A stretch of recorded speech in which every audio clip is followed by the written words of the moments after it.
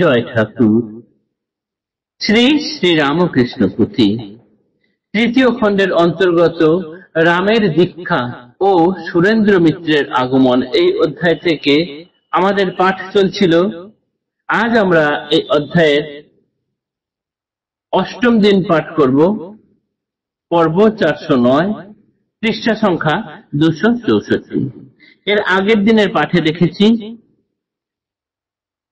রামচন্দ্রকে ঠাকুর একদিন বলেছেন যে তুমি আজকে আর বাড়ি যেও না, আমার মন্দিরেই থেকে যেও। তাতে রামচন্দ্রের খুবই মনে আনন্দ, থেকে গেলেন। সন্ধেবেলায় ঠাকুরের দিকে এক দৃষ্টে চেয়ে দেখছেন ঠাকুরকে মেঝেতে বসে।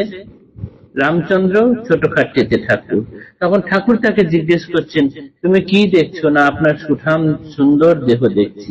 তখন ঠাকুর আবার দ্বিতীয় প্রশ্ন করলেন, তাহলে দেখে কি বুঝছো? রাম উত্তর দিলেন, আপনাকে দেখে মনে হচ্ছে না ভগবান শ্রী চৈতন্য দেব। বললেন, ভৈরবী ব্রাহ্মণী ওই কথাই বলতো। এরপরে এক অদ্ভুত ঘটনা ঘটলো। রামচন্দ্র ছিলেন আগে নাস্তিক, হয়ে গেলেন আস্তিক। ঈশ্বর দর্শনের জন্য পাগল হয়ে গেলেন। তীব্রভাবে তিনি ঈশ্বর দর্শনের জন্য চেষ্টা চালাতে থাকলেন। এদিকে ঠাকুর দেখলেন যে রামের তাহলে ঈশ্বর দর্শন হচ্ছে না কেন, বুঝতে পারলেন যে তার গুরুকরণ হয়নি। তারপরে দীক্ষা নেওয়ার কথা বললেন। রামচন্দ্র বললেন যে একমাত্র ঠাকুর ছাড়া কারো কাছে নেবেন না। শেষে ঠাকুর তাকে স্বপ্নের মাধ্যমে দীক্ষা দিলেন। রামচন্দ্রের দীক্ষা হলো। সে তখন সেই মন্ত্র জপ করতে থাকলেন। এই অবধি গতদিন দেখেছি। তাহলে রামের দীক্ষা হয়ে গেল। এইবার দেখব ঠাকুরের জীবনে সুরেন্দ্র মিত্রের আগমনের পর্ব। আজকে সেই অংশের শুরু। প্রভুর প্রকটকাল বসন্তেরও প্রায়, ভক্তি লোভে ভক্ত অলি গুঞ্জরিয়া ধায়, ঝাঁকে ঝাঁকে চারিদিকে সৌরভ পাইয়া, শ্রী সুরেন্দ্র মিত্র এক জুটিল আসিয়া, জাতিতে কায়স্থ দেহ গৌরবরণ, বয়সে 30 বর্ষ কিংবা কিছু কম, বিশেষ সঙ্গতিপন্ন মুচ্ছুদ্দি অফিসে, 3-4 টাকা আয় মাসে মাসে, মহাবলিয়ান তিনি বীরেরও আকৃতি, সুরাপানে সুরেন্দ্রের বড়ই প্রীতি, সহজে প্রতীয়মান চেহারা দেখিলে, মূর্তিমতি সরলতা যেন তাই খেলে, বাহ্যেতে কর্কশ কিছু হৃদয়ে কোমল, মদমত্ত মাতঙ্গের মতো মনে বল, ধর্মপথে মতিহীন অপক্ষ বয়স, সাধু ভক্তে নাই এবে ভক্তি মাত্র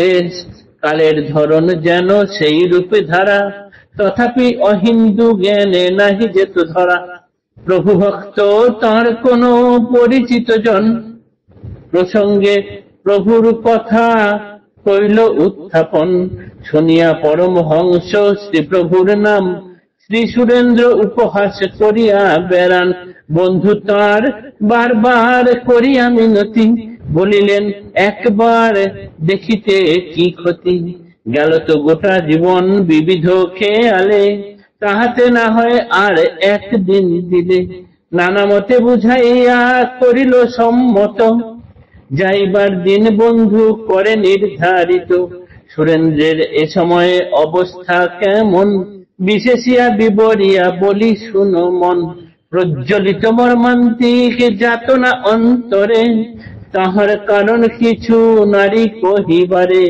জঠর অনল পাশে জীবেরও জনম, প্রাণান্তেও তাপের না থাকে কিছু কম, তার মধ্যে ছোট বড় রহে তুলনায়, সুরেন্দ্রের বড় দুঃখ প্রাণ যায় যায়, যাতনা হইতে পরিত্রাণেরও কারণ, বিষ পানে প্রাণ নষ্ট করিয়াছে পণ, আয়োজন নানাবিধ ভিতরে ভিতরে, কেহ নাহি জানে কুড়ি কুড়ি লোক ঘরে, মরণ একান্ত পণ যায় যায় প্রাণ, এমন সময় হইল শ্রী প্রভুর টান। ঠাকুরের যখন প্রচার বেড়ে গিয়েছে কেশব সেনের পত্রিকার মারফতে বা কেশব সেনের নানান বক্তব্যের মারফতে, সেই সময়ে যখন প্রচুর ভক্তজন আসা যাওয়া করছেন, আনাগোনা করছেন ঠাকুরের কাছে, তখন এই সুরেন্দ্র মিত্র নামে ঠাকুরের এক ভক্ত এবার তার কাছে এসে পৌঁছলেন।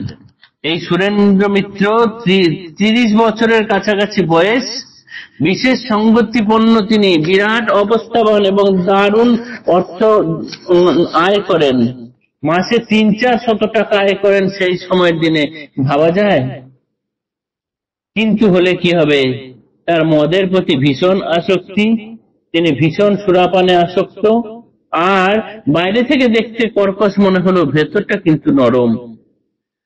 আর এই সুরেন্দ্রের এই সময়ে এত টাকা থাকা সত্ত্বেও জীবনটা তার এমন দুঃখে তাপে জর্জরিত অবস্থা ছিল।